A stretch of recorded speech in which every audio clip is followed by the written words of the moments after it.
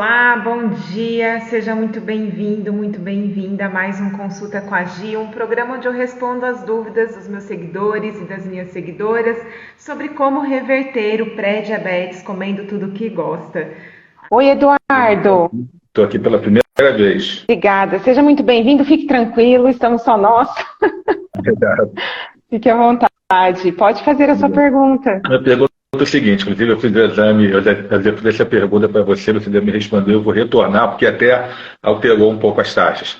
Eu fiz o exame no sábado e minha glicose deu 113, né? E a glicada 5,8, né? Uhum. Eu tomo Glifaz, tomava 2, o médico reduziu para 1, né? Um à noite, diariamente à noite, né? E eu estou aqui para saber assim, a tua opinião, porque assim, eu tenho muita divergência de médicos, né? Médico tem médico, assim, eu já cheguei a tomar 4 Glifaz diariamente. Você foi diagnosticado com diabetes? Não, não é assim diabetes. Não? O máximo da minha diabetes que deu foi 119, que chegou uma vez 119, com a glicada 6, uma vez. Foi em 2019, se não me engano. Aí a médica já entrou com 4 glifages, ela queria estar com uma injeção. Aí eu falei assim, calma aí, a primeira vez que eu venho na consulta, vamos conversar primeiro. Aí que ela fez? Ela entrou com 4 glifages. E eu fiquei tomando 4 glifages durante quase um ano ou mais. E aí baixou.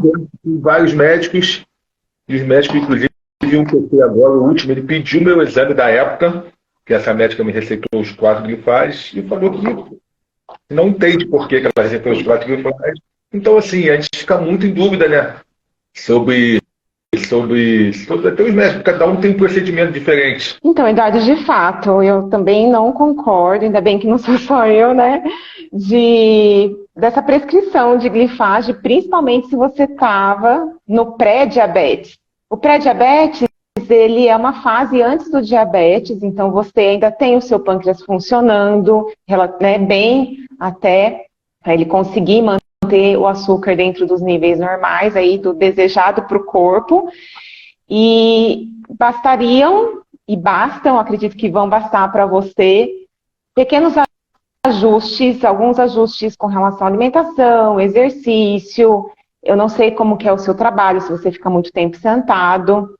E também com relação a controle emocional, porque ansiedade, estresse também impacta. E quando a gente recebe um diagnóstico, né, seja de pré-diabetes ou de diabetes, no seu caso, né, um pré-diabetes com recomendação de medicamento, eu acredito que mexe bastante, né, com o nosso emocional. E então, de fato, não precisaria tomar remédio, e eu acredito que hoje você está tomando você falou, né? Você toma um. Você não vai tirar o remédio do nada, mas eu recomendo que você comece a fazer as mudanças que precisam ser feitas, e aí a gente pode conversar um pouquinho sobre isso, e aí você vai voltar no médico para avaliar novamente. Se a sua glicemia começar a baixar, provavelmente o médico vai tirar, ou ele deveria tirar a medicação para você procurar fazer o controle da sua glicemia sem medicamentos, somente com os seus hábitos, com o seu estilo de vida. Eu chamo isso, dentro do método glicemia normal, eu chamo isso de ciclo natural da glicemia normal. Quando você colabora com o seu corpo, com a natureza do seu corpo, ela vai fazer o papel dela bonitinho, assim como nos outros animais, né? O sistema, ele é muito bem feito para remover o açúcar do sangue. Só que a gente precisa dar para ele as condições necessárias para que esse trabalho seja feito, para que ele consiga entrar nesse ciclo natural onde a sua glicemia vai se manter normal. Então, todo o meu trabalho, ele é em volta de proporcionar essas condições para o corpo, para que esse ciclo funcione bonitinho, como ele nasceu para funcionar.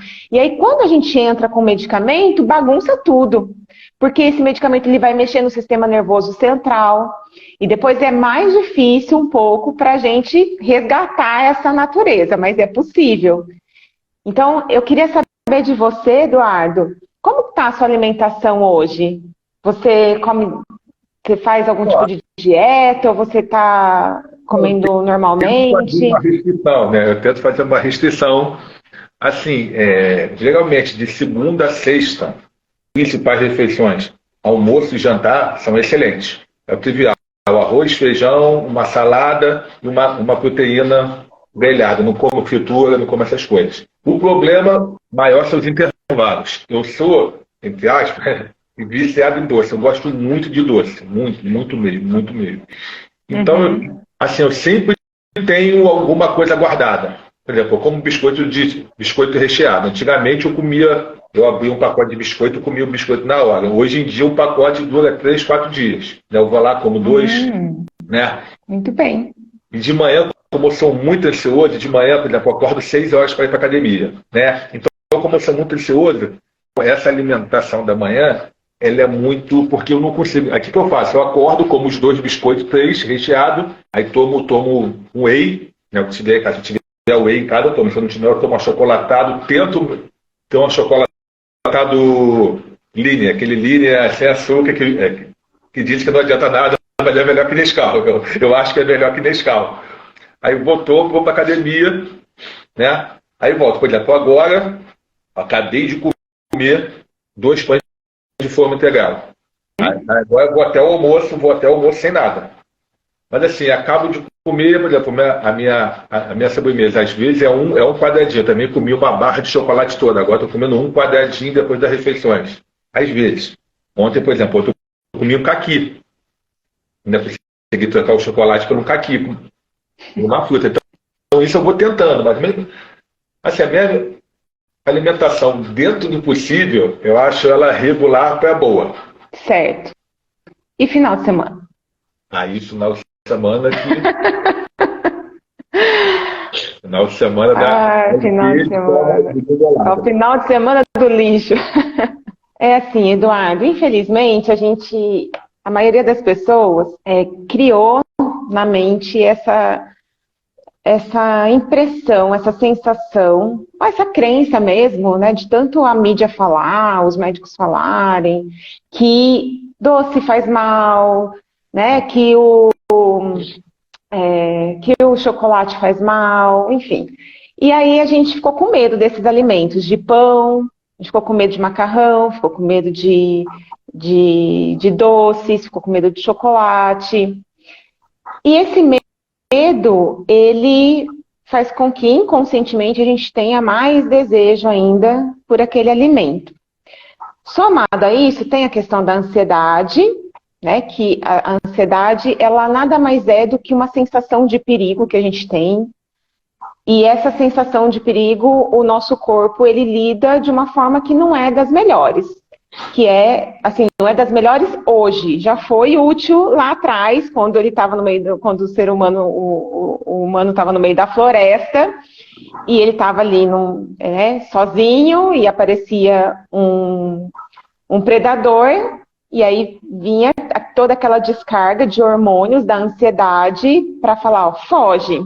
E hoje a gente tem essa mesma descarga de hormônios, só para liberar mais açúcar no sangue, para ter energia para fugir, só que a gente não tem do que fugir. E essa energia, esse açúcar, ele fica circulando no sangue. Junto com isso, essa ansiedade faz com que, às vezes, a gente coma mais e procure alimentos doces. Porque desde a nossa infância, a gente aprendeu que o doce acalma. Era aguinha com açúcar para acalmar, um docinho para acalmar a criança. O leite que a gente recebe quando a gente nasce, ele é doce. Então, o nosso paladar gosta do sabor doce. E aí, no momento de ansiedade, a gente busca essa tranquilidade, esse alívio no doce. Então, juntou com medo de comer, e aí a gente acaba ficando viciado no doce mesmo, com essa sensação de falta de controle com relação ao doce. Só que o doce, ele não é um problema se você conseguir colocar ele dentro da sua rotina de uma forma tranquila, não como algo proibido, mas como algo permitido, onde assim como os outros alimentos, você vai sentir prazer, satisfação e gratidão por aquele alimento. Basta você saber que em quais momentos do seu dia o doce ele não vai dar um pico de açúcar no seu sangue. Então, um deles é justamente trabalhar para aliviar a ansiedade, então atividade física, pausas, uma boa noite de sono, procurar não ficar muito no celular ou ver notícias à noite. Tudo isso vai ajudar a aliviar a ansiedade e já vai fazer com que o açúcar, com que o seu corpo não jogue mais açúcar no sangue sem necessidade. E quando você come o açúcar, o doce, quando você inclui o doce em alguns momentos do seu dia, de uma forma estratégica, ele também não vai dar pico de açúcar no seu sangue. Porque qual que é o problema do doce? Se eu pegar aqui, ó, eu deixo aqui, ó, pertinho de mim, um docinho, às vezes eu como depois do almoço, de sobremesa. Qual que é o problema de um doce? Quando você come um doce, ele faz a digestão mais rápido. Principalmente se for um chocolate mais ao leite, né? Que na verdade ele tem mais açúcar do que o outro chocolate amargo. Então a proporção de carboidrato nele é alta.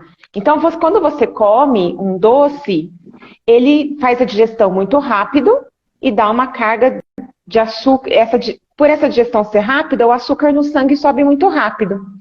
E o seu corpo ele não quer ficar com açúcar no sangue alto.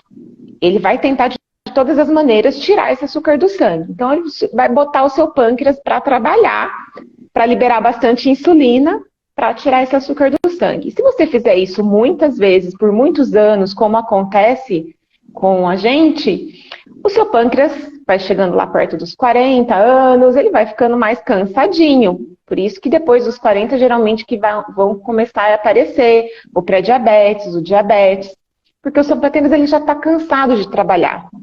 Para algumas pessoas, isso também acontece por conta da resistência à insulina. Então, se a pessoa engorda, se a pessoa não faz atividade física, que parece que não é o seu caso, que faz musculação, que faz academia, se a pessoa tem falta de massa muscular, significa que ela tem mais gordura. Essa gordura também vai causar uma dificuldade da insulina tirar o açúcar do sangue. E esse açúcar vai ficando alto no sangue, causando vários prejuízos. E não precisa chegar no diabetes para esse prejuízo acontecer. No pré-diabetes, esse açúcar a mais de 100, ele já vai começar ali a causar problemas nos seus vasos sanguíneos. Então, quando chega no diabetes, já está bem ruim, né? Então, a gente tem que, o quanto antes, reverter no pré-diabetes.